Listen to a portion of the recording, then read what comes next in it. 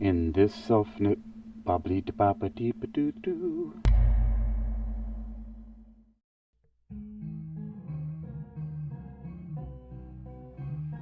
Greetings, listeners all around the world. You're listening to the Uniquilibrium podcast by Hypnoathletics, exercising your mind. I'm your host and guide, Hakeem Ali Bokus Alexander, and I'll be talking about all things metaphysical, hypnosis, and meditation for relaxation, sleep, lucid dreaming, and beyond. Get ready. Here we go.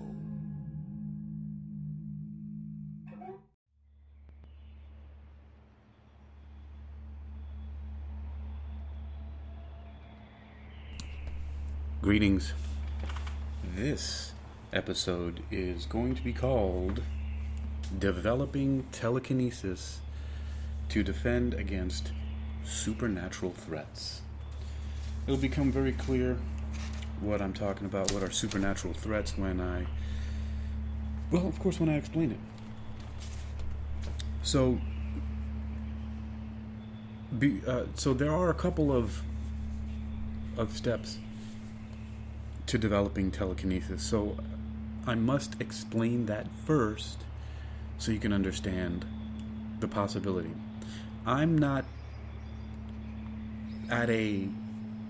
haven't fully developed any telekinetic abilities yet in this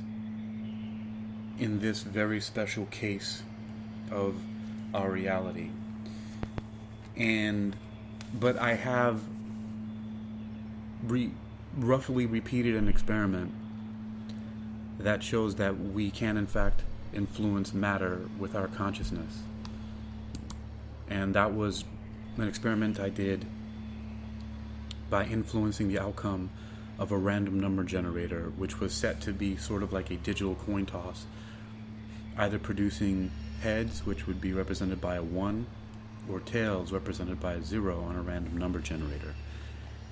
And I'll put a link to that experiment that I did in the description of this podcast, so you can check it out. By the way, that noise you hear in the background is one of my binaural beat productions called Hana no Seishin, which means floor's spirit, the spirit of the flower, which is another one of my binaural beats, part of my demi-phase or demi-cerebral neurophasing audios, dedicated to my beloved Floor Elizabeth Carrasco, as part of my thanatology studies. And this developing telekinesis is actually related to that, which is what I've termed for now entering the realm of souls.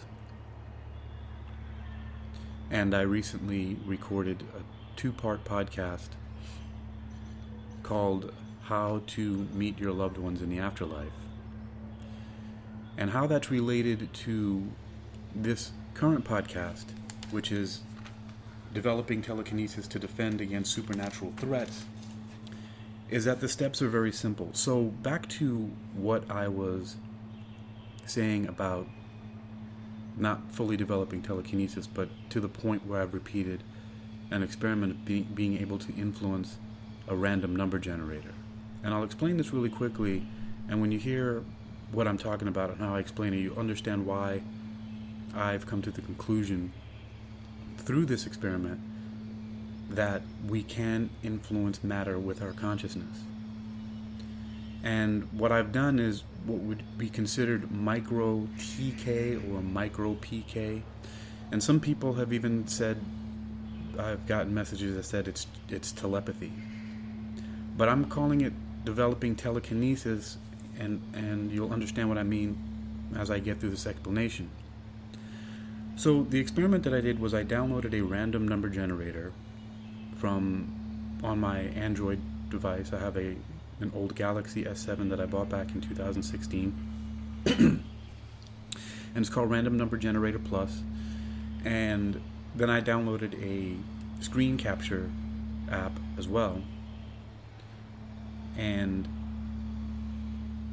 I turned them both on, and I recorded myself flipping this digital coin on the random number generator, either giving me a 1 or a 0.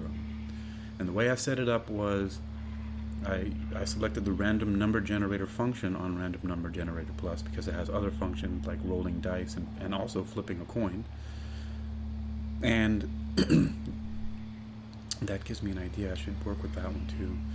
And anyway, so I did 15 tests in what I call one trial. So one trial consisted of 15 digital coin tosses. And the way I decided this ahead of time, whether I was going to focus on either getting more heads or more tails, or actually more ones or more zeros, was I actually flipped a coin. And if it landed on heads, it would represent 1, that meaning I would focus on attempting to get more 1s than zeros from this random number generator after 15 tests or 15 flips. And if it landed on tails, then that meant that I would focus on getting more zeros than 1s. And so now the significant part of this is very interesting, what happens when I tell you about getting up to trial 8. So at first, it was just going back and forth. So the first few trials, I flipped. So the trial 1 and 2, I pressed the button after deciding what I was going to focus on. And the first trial was what I call a telekinetic pass, meaning I got more of what I was looking for, but it was very slight. It was I got 8 of what I was looking for and 7 of what I wasn't trying to get. And I wonder if I have that paper here. Let me see. I think I can look at my results to be more accurate in the retelling of this. I think I do. I have a folder marked. Here it goes. So the first one was just, it was, I was supposed to get more heads than tails, and I got 8 heads and 7 tails. The second trial, the result was exactly the same, 8 heads and 7 tails, but it was a fail. Oh, no, it was the opposite, actually. The first one I was supposed to get more tails than heads, and I did, 8 to 7. 8 tails and 7 heads. The second outcome was the same, 8 tails or 8 zeros and 7 heads, but at that one I wanted to get more heads, so that was a fail. The third one was a pass, the fourth one was a fail, and the fifth one was a pass. And so you see it was back and forth, pass, fail, pass, fail, pass. Okay, but what I added after trial number 2, so what I started in trial number 3 was I drew a 0 and also a 1 on 2 halves of an index card that I cut in half or tore in half, so that I could help myself to focus, because I was having trouble focusing. I was just having some issues psychologically, so I was having trouble focusing on either a 1 or a 0, so I decided to give myself some help. And I did that, on trial 3, and when I did that, it was a pass. But then trial 4 was a fail again. Trial 5 and trial 6 were passes. Trial 7 was a fail. And then when I got to trial 8, I decided to not only look at the pieces of paper that I drew the 0 or the 1 on, but I made a recording of my voice saying over and over again, repeating 0, 0, 0, 0, 0, or 1, 1, 1, 1, 1, so that when I flipped the coin and it determined that I should focus on a 1, then I would listen to myself saying 1 while looking at the written down 1 that I put on the index card. And the same thing with 0. If it determined tails that said I should focus on more zeros, then I would not only look at the 0 I had drawn on a piece of index card, I would also listen to my voice saying it in headphones. And when I did that, from trial 8 all the way through 14, they were all passes. All of them were all passes. And I found that to be significant because half of them were not just like 8 to 7 passes. The very first one was 10 to 5. And the next one was 7, 8. Then it was 8, 8, 7. And then, then it was 12, 3. and 7 8 7 8, and then 6 to 9. So it was just very interesting how that result changed as soon as I added my voice. So a couple things could have been happening there, that maybe I respond more to auditory stimulation as far as attempting to focus than I do visual. And I don't know, or maybe it was the combination of both, because what I'm eventually going to do is a trial where I only have the auditory stimulation and do my best to focus in my imagination on the digit 0 or the digit 1. And then I'll do another one where I'm just looking at the cards with the 0 or the 1 on it and attempting to say in my head the 0 and the 1. So we'll see what happens with those. But the point is that the results changed for 7 in a row, which is really against all odds for that to happen 7 times in a row by that change that I made. I mean, it happened as soon as I did the change. That's significant. That as soon as I decided to add that one more element to help me focus, it changed. So, now you might be wondering still how I haven't gotten to, how does that mean that if some people still think that that's just telepathy, communicating information to the system, and how it has anything to do with telekinesis, which is supposed to be moving objects.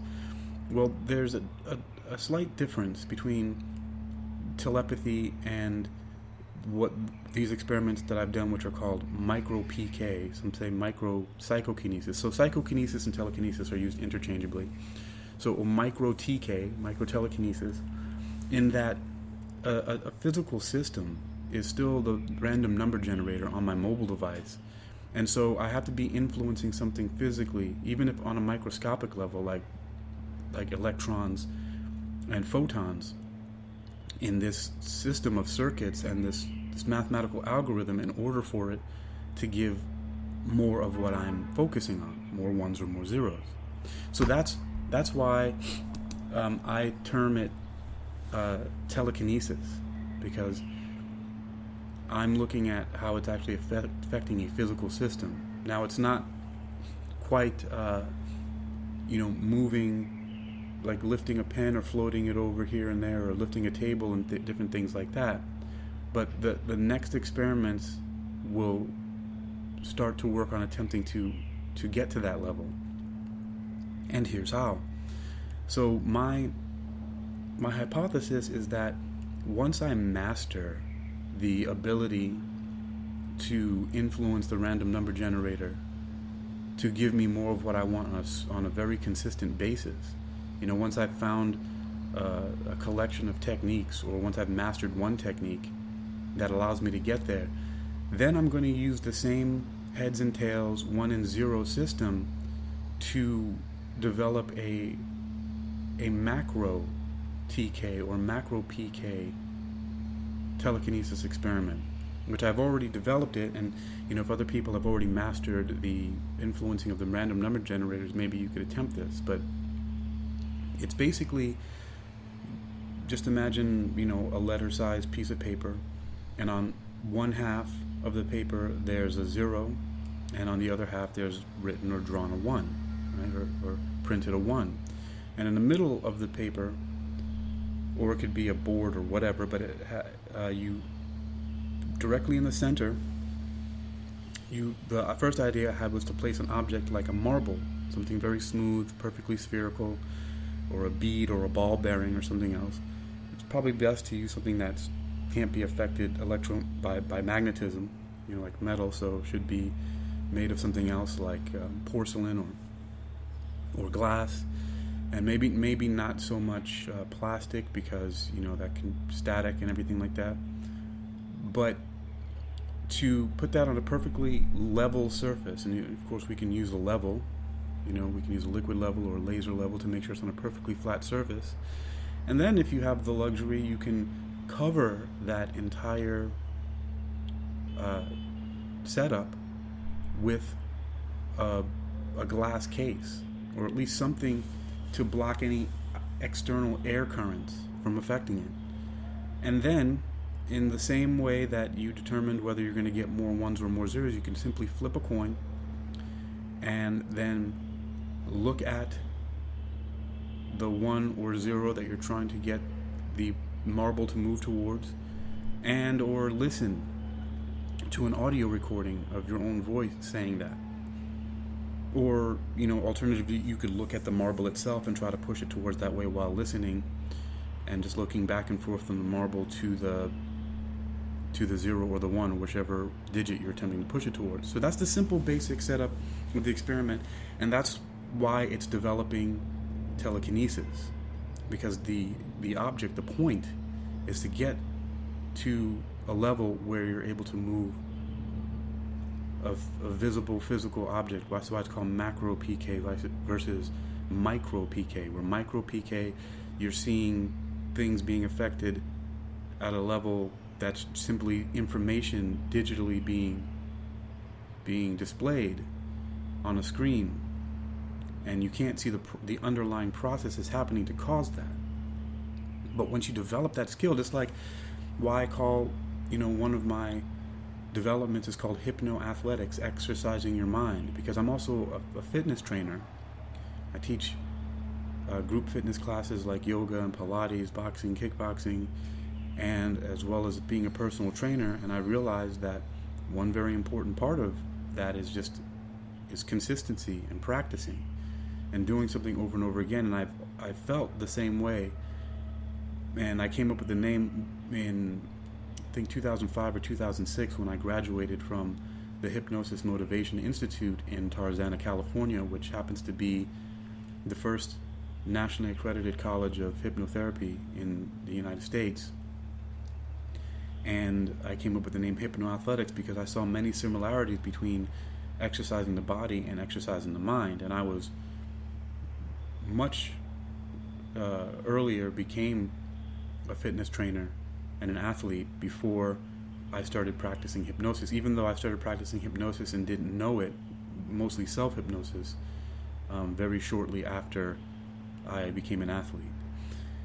And that was because of reading books like Think and Grow Rich, which had things in it like auto-suggestion, and in other books similar to that I would later learn once I went to the College of Hypnotherapy. I learned that it was falls under the category of hypnosis. So anyway, so again, remember, this is called developing telekinesis to defend against supernatural threats.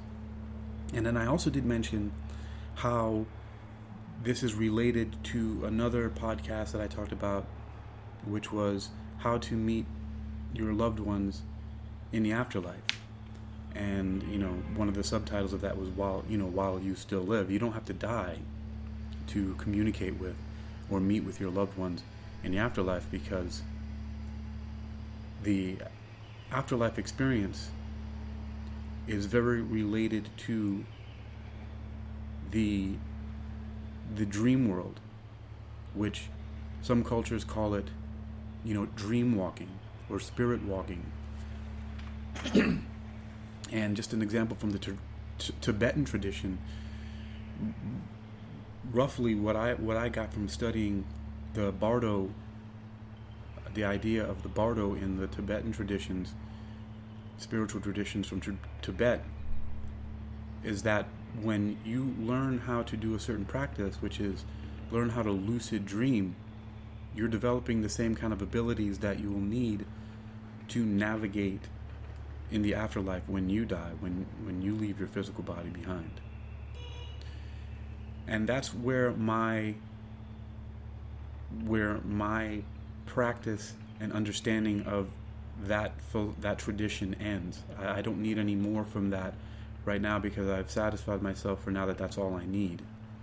And so what I mean by that is that I've come to understand that the abilities you learn in lucid dreaming are the same ones that you'll need when you leave your body.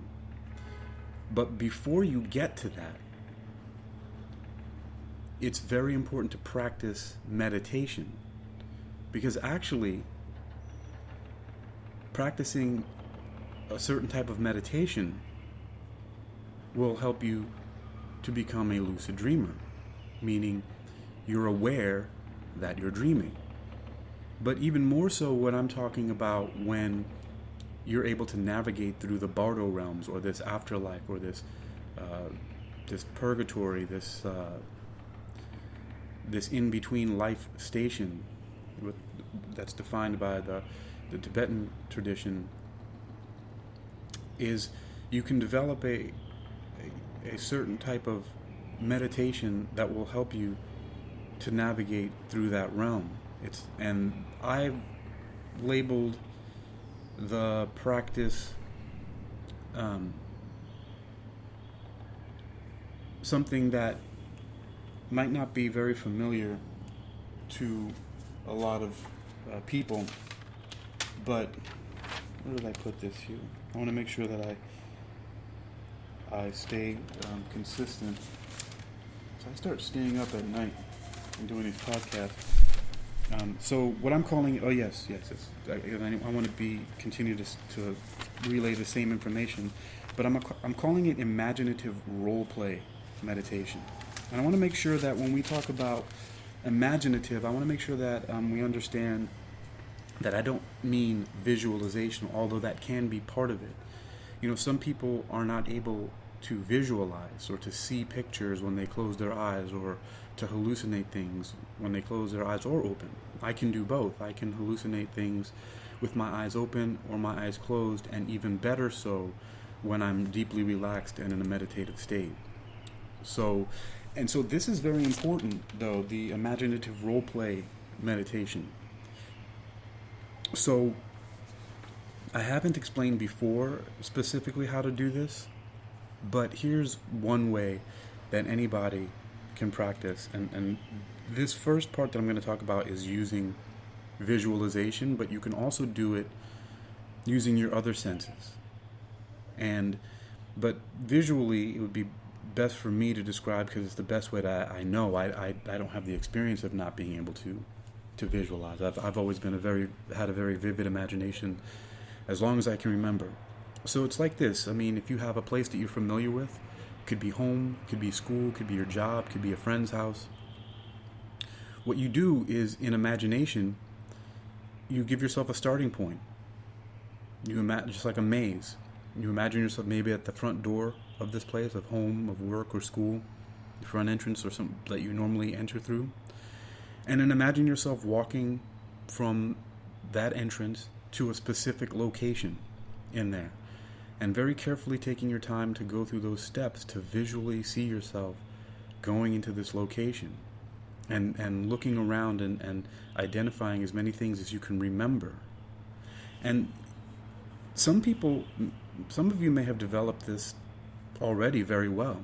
If you can do that, you've done a great service to yourself as far as developing these different types of metaphysical or supernatural abilities, is by being able to use your imagination that way. And so from there, and because it's very difficult, because I practice all the time, but sometimes it becomes very difficult to keep that image stable, even if it's a place that you know. And when you can get that image stable, sometimes other things happen. So we have to be kind of careful about this, unless we want to spook people out. But sometimes our image or some other aspect of us, the sound of our voice or the scent of us or something else, can appear to the other people either in their dreams, or they might get a sense of being watched or something when you're around. And some of you might take advantage of that and that might be your motivation to start this practice. But that's been known to happen. I've had someone report that to me before. I had a friend who was in the hospital, and I would imagine going there every day in an advanced vehicle. And anyway, when she came out of the hospital, she said that she saw a UFO outside of her hospital window. And that's how I would actually show up there. I would show up in my advanced vehicle, or UFO, UAP, and show up there, and I would go and visit her and comfort her and keep her company. Because, there were a certain amount of times of visiting hours, and I couldn't be there all the time, and then I had to work and other things like that. So that's how I would visit, because I was just very concerned about her the whole time. So as I was laying down to sleep at night, it was difficult for me to sleep, so I would just focus my imagination on traveling there in this advanced vehicle, and and visit her and talk to her and comfort her. And you know, she told me she saw several times a UFO show up there. And then there are other examples of that, which I won't get into now, but I've had other people report to me things like that. And you know, maybe I'll tell those stories at another time.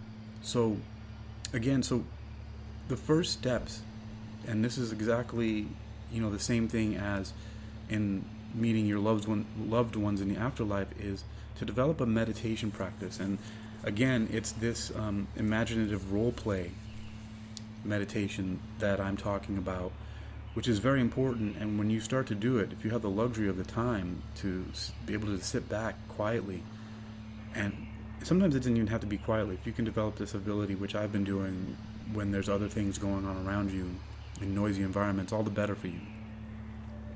But the thing is to start practicing, and start practicing sending your consciousness first through imagination. And you go to these places. That's how you visit places. You know, I've been to many places in the world before I actually visited these places physically, by reading books about them, by thinking about them, by imagining them, by first seeing some location in a movie and then going there in my imagination. And so that's the first way to be able to do this. And then you start mapping out environments, much like in the movie Inception, for example. You know, the more places that you know and see and you can store in your memory, the more places you can travel and the more environments you can build, like an architect. And so it's very important, though, you know, to start doing those type of things, to being able to hold stable locations. Just earlier today, I was doing that, and I remember visiting a certain place, and at first it was very difficult for me to just stand still in one room. I found it difficult to stand still in a room and just look at one part of it. But then after a little bit of time, and after also practicing some techniques to relax myself, just mentally relaxing myself and just calming down and just realizing that it's not that big of a deal, it's just a practice. And then also taking a few, you know, slow, deep breaths to just kind of settle myself. Eventually I was able to just be there. I was able to just be in this location. And then I tried it with other places and it worked out. So it just takes a little bit of practice. So for some, it's going to take more practice than for others. Everybody's ability to concentrate and focus, visualize and imagine is all different. And again, it doesn't always have to be visualization. There might be other ways that you know that you're in a place besides vision. It could be you using your stereopic, your binaural sounds. Like if certain places that you go, you can hear maybe a sound coming from the left side and one from the right side. Just like if you're listening to this podcast with headphones on, you'll hear that there's sounds in the background a little slightly different in the left and the right. And so by practicing different things like that, you know, you could practice standing in a certain place where maybe one foot is higher up than the other, like if you're standing on a hill, for example, or a slope someplace, or a staircase where one foot is down and one foot is up. And you can think about it that, I mean, there's so many ways that you can imagine. Remember, imagination doesn't have to necessarily be visual, although I thankfully am able to practice going places visually. So that's one of the first steps right there, is in developing supernatural or metaphysical powers or abilities, is to first use this imaginative role-play meditation and then bridge that into lucid dreaming. And one technique to help with lucid dreaming, and I'm only going to just talk about this one, there are many others that you can look up if this does not work for you, is to practice all day long, as many times as you can think of when your mind is not busy having to do something else, is to simply ask yourself the question, am I dreaming? And no matter what you're doing, you can answer the question, yes, I am dreaming. And the more you continue to practice this throughout the day and then every day, eventually this will show up as an automatic behavior. It'll be second nature, and you'll start to ask yourself this question in your dreams. And I love this bird. And this was Flora's favorite bird. Side note, when we lived in Hangzhou, China, this bird used to come up to our balcony all the time. And that's why you can hear it so loudly in this recording. It would come up to our balcony and just sit there, and she just loved visiting with this bird and watching it. And the other sounds you hear in the background are some construction that were going on down there. And then the humming sound and some of the other sounds that you'll hear in this binaural beat, a frequency formula, are tones that I've put together for focus, relaxation, and meditation. It can even help you with lucid dreaming. But continuing on the subject of lucid dreaming, so that's one way, by asking yourself the question throughout the day, every day, am I dreaming? And then answering, yes, I'm dreaming. Eventually, you're going to say, yes, I'm dreaming, while you're dreaming, and you'll become lucid. And it's very important to practice, being able to relax and stay calm, because sometimes you get really excited when you realize that you're lucid dreaming, and it can actually wake you up.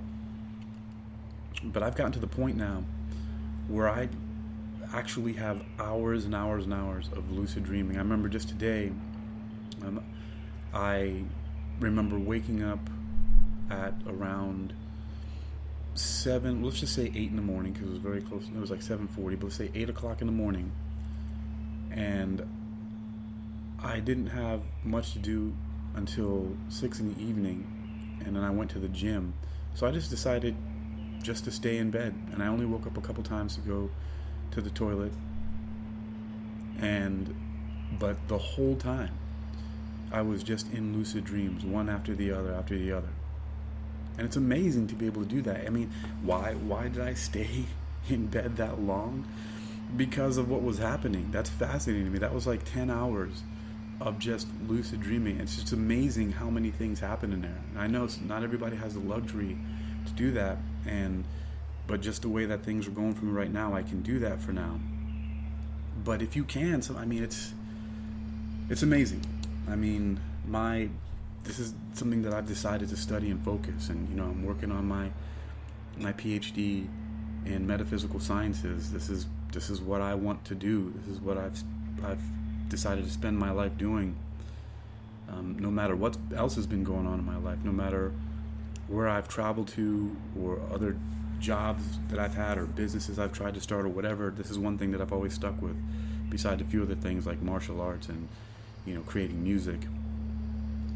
So again, now this all starts with meditation, and using that meditation, that very specific type of meditation, which is important to then bridge it into lucid dreaming by that simple practice of asking yourself the question, am I dreaming? And then answering by saying, yes, I am dreaming.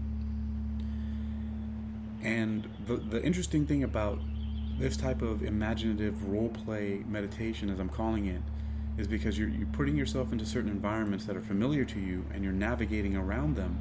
That gives you the ability to be able to steer and control your dream body or your astral body better when you're dreaming. And so you do several things. You can imagine that you're flying, you can imagine that you're walking, you can imagine moving forward, backwards, in any kind of different ways. And then you can imagine having different types of powers in these dreams. I wonder if I should play the same one again. I'm going to play another one called Downpour Phaser. I'll play that while I continue this podcast. So there are several things you can do. A few of them I would recommend are, I'm just going to stick to maybe 3 at the most for now. So the first one, like I said, is if you're not afraid of heights and things like that, is to imagine yourself floating and or flying, levitating, and moving around like that. The other thing is more closely tied to what we're developing, which is telekinesis or psychokinesis. And that's imagining being able to pull or draw objects toward you and push them away from you, or move things out of your way, or things like opening doors without your without the same kind of physical touching. I know the dream world is many people won't consider it to be real like the physical world. And in many ways, of course, it's not. But there's still a body that interacts, and it does a lot of the same things, like it obeys gravity and does all these different kinds of things that you do in your waking world. But you can use your mind, and for some people I've heard it's a lot more difficult, some people I've talked to do that at all. First of all, even to just lucid dream at all. But that's why practicing, the imaginative role play meditation by starting at the entrance of a place that one of the things you can do is just imagine the door opening. That's a form of telekinesis or psychokinesis, even in your imagination. You're imagining things happening, things opening, closing, moving towards or away from you by you thinking about it happening. And this is very important, because then this also helps to carry over into your dreaming world. So you have lucid dreaming, where you become aware that you're dreaming, and then what I'm also referring to as super lucid dreaming, where not only are you aware, but you can control things telekinetically. You can fly, you can open and close doors, you can open and close drawers, windows, you can bring things towards you. If there's a cup across the table, you can float it towards you into your hand. You can also float it back to go put it down. You can form, you can do manifestation, and this is like the third one I'll talk about. You can form things. You can make a book appear in your hands, or a pen, or a tool of some kind like a hammer, or a screwdriver, or a weapon like a sword or a gun. So many things you can do manifestation. And something that's funny that just happened to me recently again in this whole long series of dreams that I was having, because I had just read it recently online, where somebody was talking about how do you know you're dreaming, and one of the things that was mentioned was that you can't read in your dreams. But I very often read things in my dream. Whenever there's something to read, I can read it. Now, it doesn't say remain stable. Like the dream I had most recently, where I read something, there were highway signs, and I remember getting close because I wanted to remember it for when I woke up, to see if I could check if it was a real location, because it just felt so familiar. And it said 46 upon 16th, and those were like the streets, and that didn't make any sense, 46 upon 16th, but it was a sign of the street. And then there were other things that I read, like a different store that was there, but I was able to read it. And then there was also something in a book that I read. So I'm able to read very consistently in my dreams. And as I was dreaming, I knew I was dreaming, and I remember just thinking, ha ha ha, because I wrote a comment on that video saying this is not true for everyone. I think they had it as number 4, and I said this is not true for everyone, because I very consistently read in my dreams. And as I was reading in my dream, I remember thinking, yeah, I'm right. I think that's hilarious. But it's funny, because I'm dreaming. I know that I'm dreaming. I'm reading in the dream, and I have the awareness to think about and chuckle about the fact that I can read in my dreams. So, all right. So back to a little bit focused. So again, this ability to meditate and do this imaginative role play meditation, where you practice these things like navigating through a familiar location and opening the doors without touching the handle with your dream hand or your astral hand, right, your spirit hand, and closing them behind you. And you're moving upstairs and you're moving around, and you bring things towards you and away from you, and then being able to stand still in one place and keep that environment stable without too many things changing, and then being able to float, fly, levitate around, to be able to manifest certain different objects like tools and different things like that. These all become very important when you begin to lucid dream. So, and the way again to start developing the ability to lucid dream and super lucid dream, to be able to use these abilities consciously, is to practice asking yourself the question as often as you can throughout your day, am I dreaming?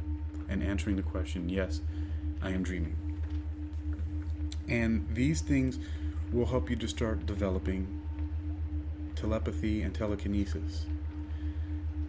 And for me, telepathy, I've already developed that. I don't want to get into that right now. I mean, but there's been so many different times.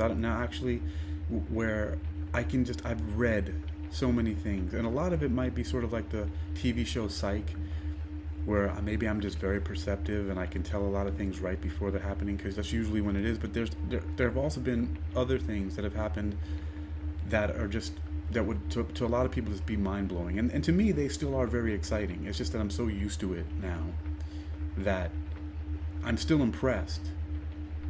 But it's just, I'm just very used to it. So another thing to add into lucid dreaming when you can, and this is something I've been able to do, is to carry over my thought experiments into my dream world. So something that I'm practicing now is I'm practicing influencing the random number generators, and I'm seeing them give me the results that I want. I go through the whole process in my dream, and I did it during this 10-hour dream marathon that I just had recently, where I flipped the coin in my mind. It landed on heads, it represented a 1. If it landed on tails, it represented a 0.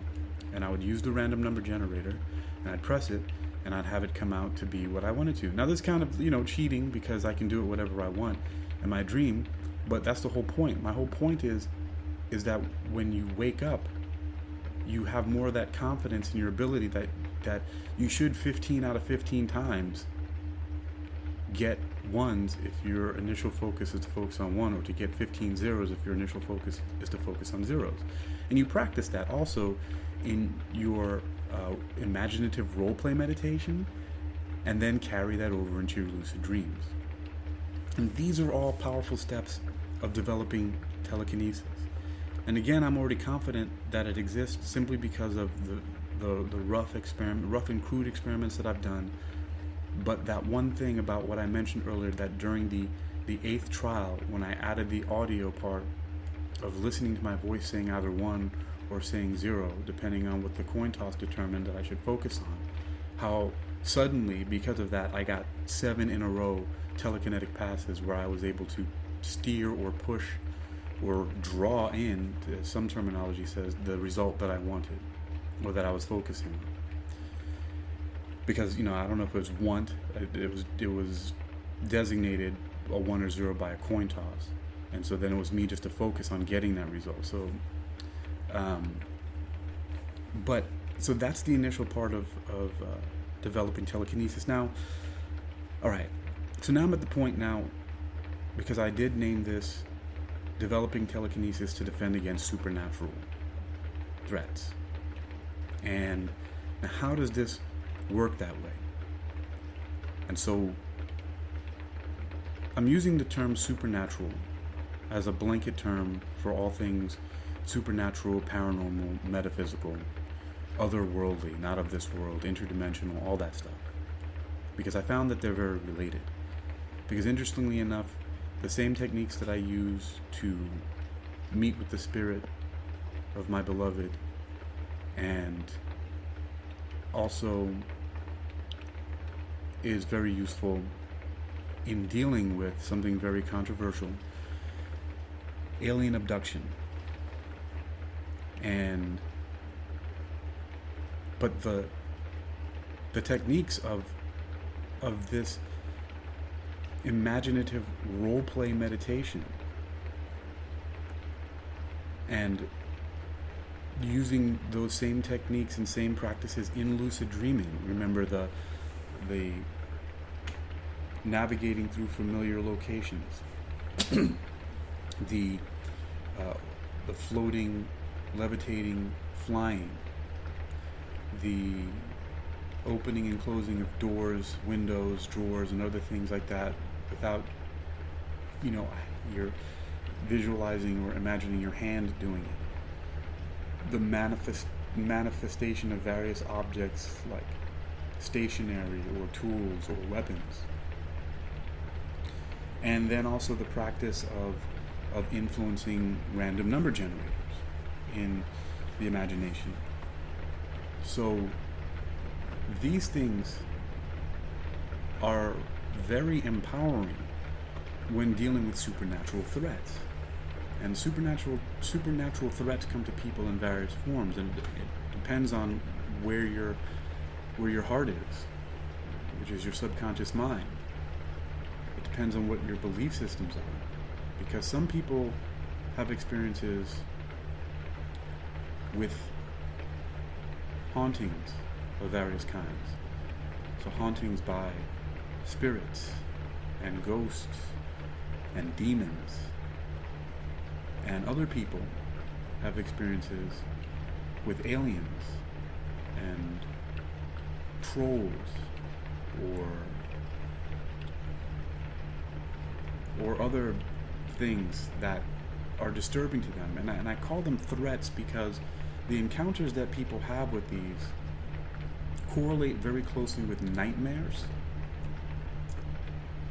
sleep terrors, such as sleep paralysis and or sleep apnea together. So sleep paralysis, you can't move, but you're aware of a malevolent presence, or you can't breathe, and or you can't breathe at the same time.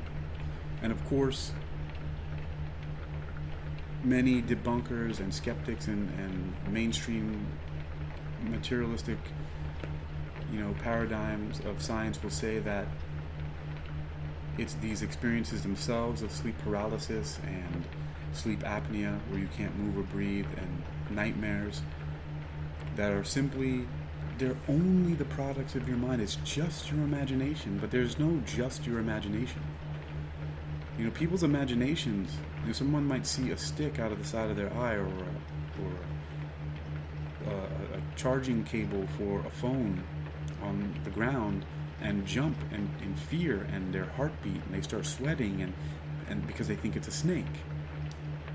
Or someone could see someone from across the street and think that, oh my goodness, that's my wife or my husband or my beloved, someone I love, even though they've passed away. But for that moment, your imagination causes a cascade of feelings that generate physical experiences in your body. So there's no just your imagination. Imagination is very powerful. Our minds are very, very powerful. And they have definite concrete effects in our physical world. Just like the placebo response or the placebo effect, where it's been shown many times that anti-anxiety medications are not as effective, or have the same effect, or is less effective, like I said at first, not as effective as when people take placebo. So a doctor would give them a water or sugar pill and tell them that it's an anti-anxiety medication, and that works better than the medication that's supposed to have that effect on it. And these things, you can look it up for yourself. I'm not trying to prove anything here. I'm really just giving some examples and giving a little bit of a tutorial of developing telekinesis to defend against supernatural threats. And remember, the supernatural threats are many things that affect people. And these are nightmarish experiences that cause fear and terror and anxiety in people.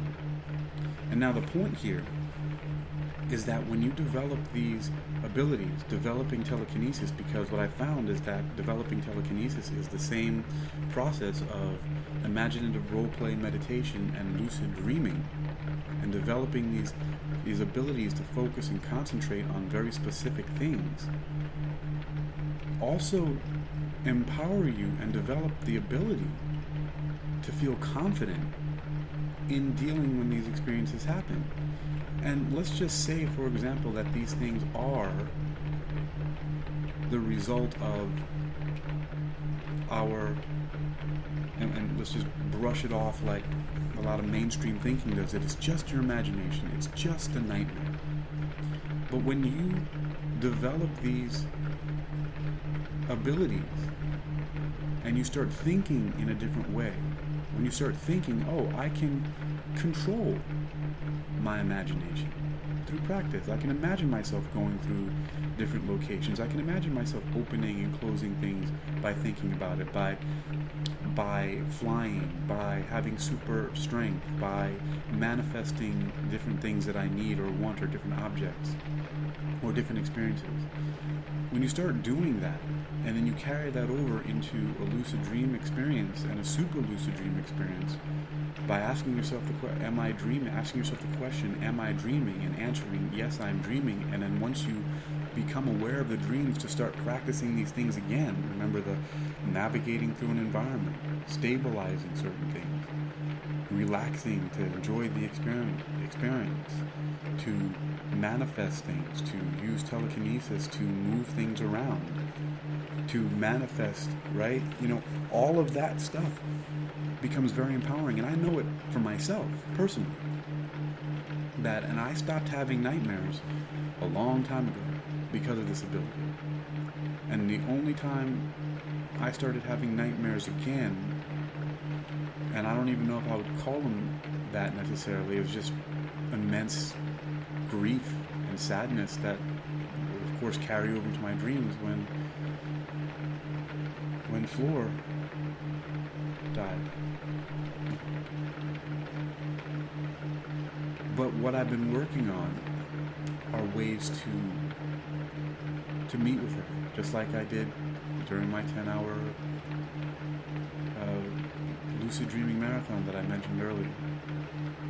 There's some aspect of my imagination or her spirit, her consciousness, that still interacts with me every once in a while. And the thing about that, one of the reasons why I know that there's something more to just, as people try to brush it off as just our imaginations and just your mind making it up, is because these experiences are qualitatively different than some of the dreams that I've had. Because the feeling is different, but also the interactions. Because I can't make her respond to me any certain way. It's as if it's some completely different being.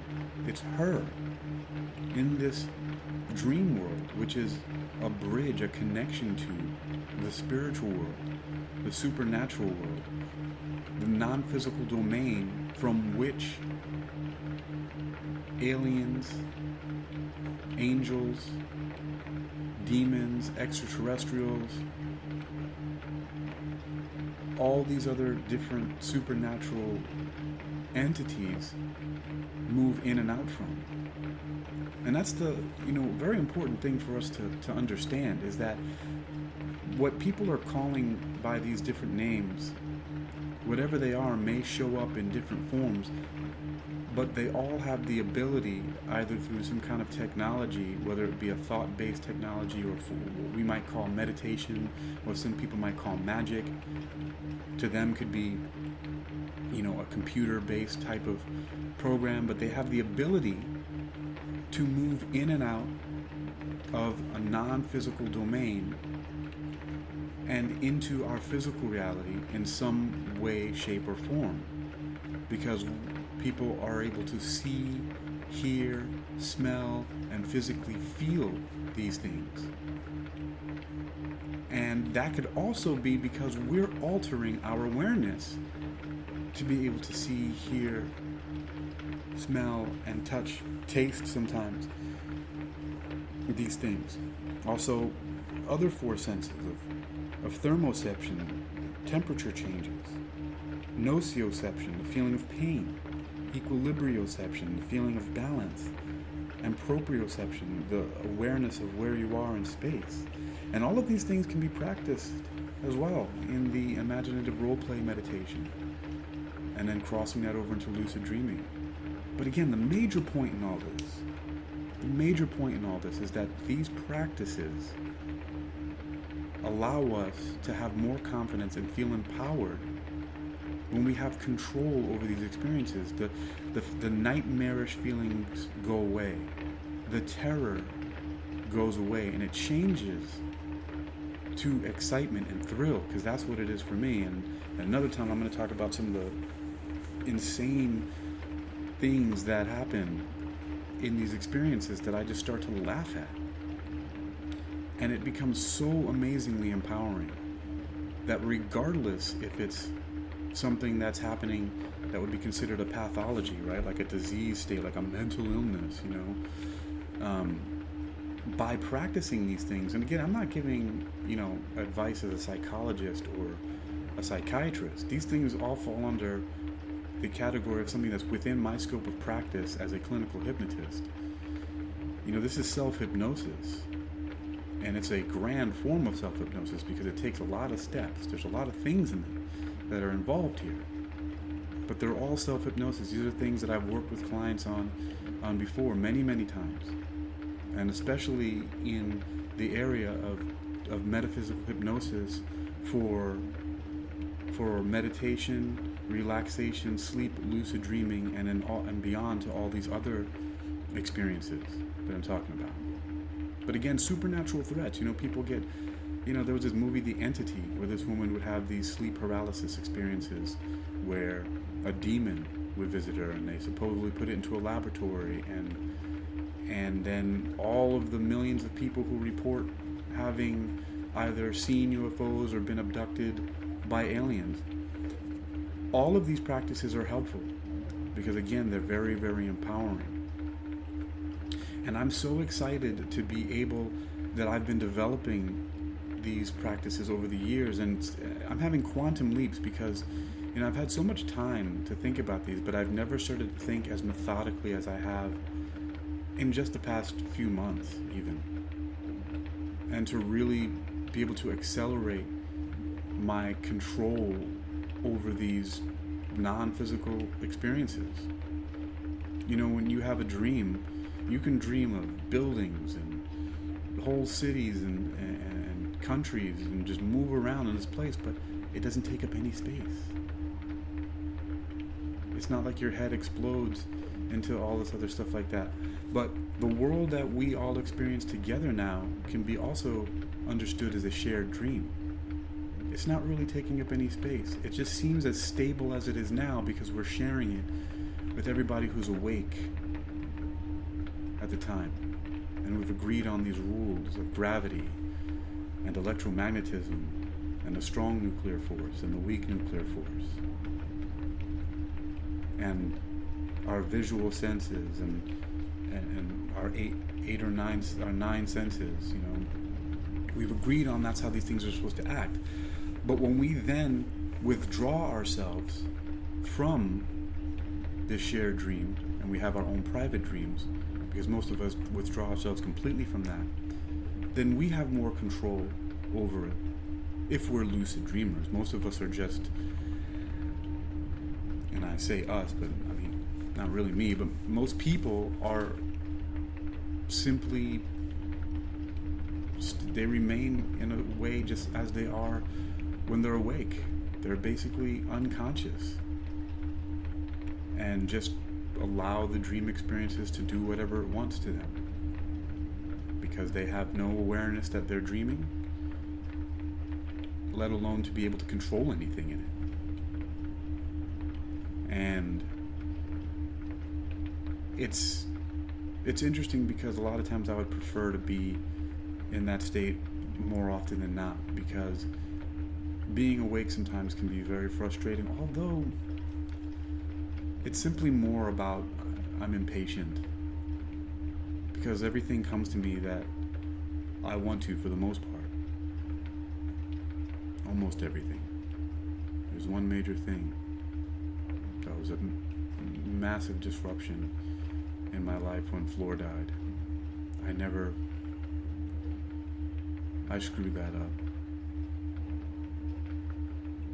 She was all the way on the other side of the world, but that was my fault.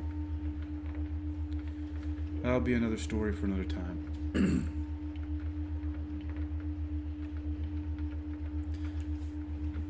But anyway, this is coming up on an hour now, and I'm going to get out of here.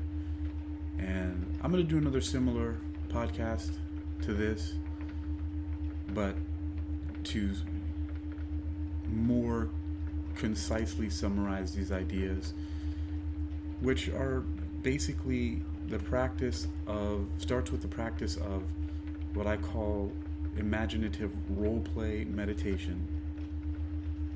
And another type of meditation, which is a question, a mantra in the form of a question, am I dreaming? And the answer, yes, I'm dreaming. To help you then to begin lucid dreaming and then super lucid dreaming. And within these experiences of the imaginative role play meditation, to practice certain things like navigating through familiar spaces, home, work, school,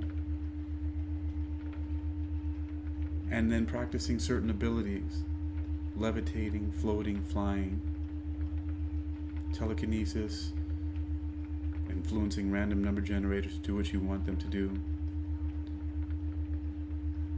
opening and closing doors, drawers, windows, lifting objects, bringing them towards you and pushing them away from you, and manifesting other things like stationary tools and weapons.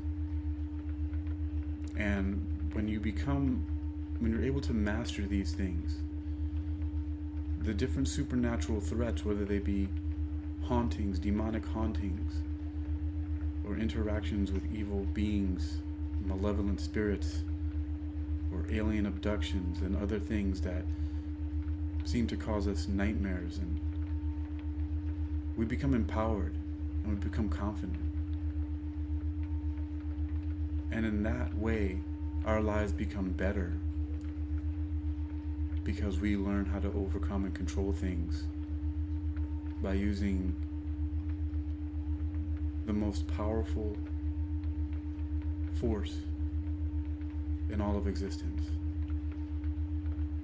which is thought, consciousness, awareness, spirit, soul. So, yeah, I'll summarize this again, but that's all for now. This is going to be the end of this. So let's see. What am I going to do here? All right. Yeah, I'm just going to play I'll play my call to action again, but you know what? I got to change this because you can go to uniquequilibrium.com and I have a support tab there. But I got to change this pre-recorded message. So you know what? Nah, we're just at 1 hour and 2 minutes. I'm just going to play the song Frequency Squeal and get on out of here.